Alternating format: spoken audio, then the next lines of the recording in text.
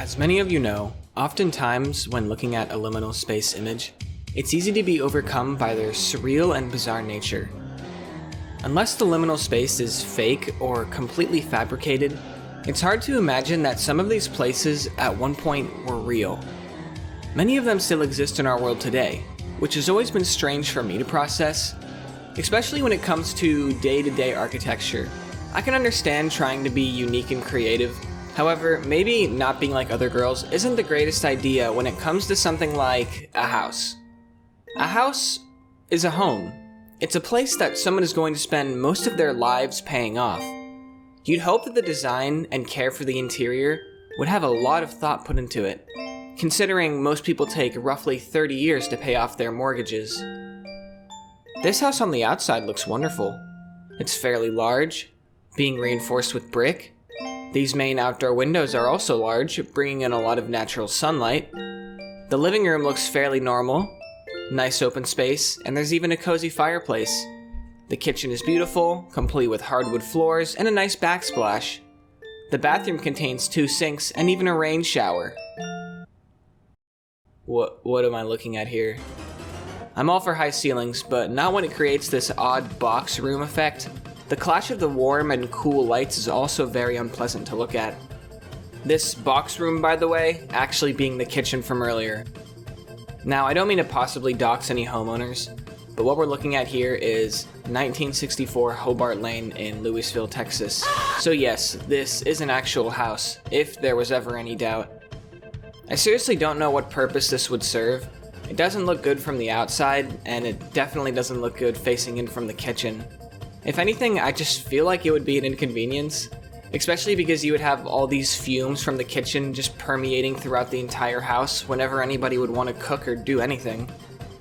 That's just my take anyway. Maybe there's some economic benefits that I don't know or I'm not thinking about. I'm not an interior designer. However, if there are any who are watching this video, what do you think? I don't think putting tall walls here would be the solution either. I don't think it would look good, but maybe there was something else they could have done with all this space. This just looks awkward. I would understand if they were going for something unique, but again, I just don't see the practicality to this. The remaining images of the home, for those wondering, are another empty room, a closet, and this backyard. Can't wait to report your death! I did manage to find some furnished images of the house, which surprisingly look even more uncanny. Here, the kitchen gap doesn't appear too bad, but maybe that's just because the home looks actually lived in compared to looking at it as a liminal space, which is often associated with loneliness. I feel like I'm sharing someone's private home, but in fairness, this is public information, and these are the images they chose in order to sell their home. If anything, maybe I'm doing them a favor. But let me know what you think and whether or not you would want to live in a home like this. At the end of the day, a house is a place to live, and it's really not that bad besides the one weird design flaw. I want to quickly share some photos with you uploaded by WeeWoo, as they really caught my attention. Where I live, we got our first snow of the season the other day, and thankfully it wasn't too much of an inconvenience. Here, they sent in some images from a walk they took where the weather is super foggy and snowy. These images are just super pretty. There isn't much snow on the ground, so it's not too distracting, and there's just the right amount of fog to where you can make out most of the environment. I love these long landscape images they took, especially this one, as it conveys this curved motion across the hill. This one featuring a walking trail, it works especially well. The image being divided by the path, with one side being covered in snow and the other having a full forest, and the path being completely clean. This image appears creepy. There's what looks to be a playground in the back, and honestly, it would make for a great creature feature.